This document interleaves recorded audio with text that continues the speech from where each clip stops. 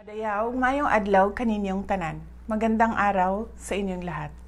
Nakikiisa ako sa sambayanang Pilipino sa pagdarasal, pag-aayuno at pagbubukas ng ating puso ngayong Semana Santa. Ito ay mahalagang pagkakataon upang pagnilayan natin ang banal na pag-aalay ng buhay ni Jesus upang iligtas tayo sa ating mga kasalanan.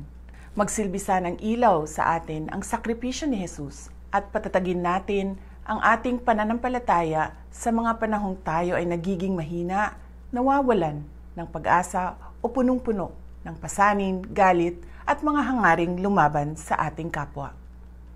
Habang dumaranas ang bayan ng matinding pagsubok at lalong lumalalim ang pagkawatak-watak, ang Kwaresma ay paanyaya para sa panahon ng paghilom, pagbabalik loob at pagbabalik tanaw sa mga pinahalagahan nating mga Pilipino, malasakit, pananampalataya at pagkakaisa. Tularan sana natin ang pagmamahal ni Jesus sa atin.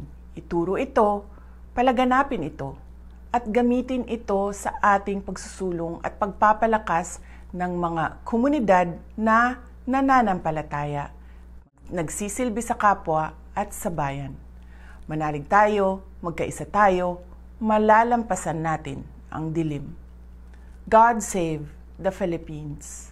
Ang lahat ng ginagawa natin ay para sa Diyos, sa bayan, at sa bawat pamilyang Pilipino. Syukran.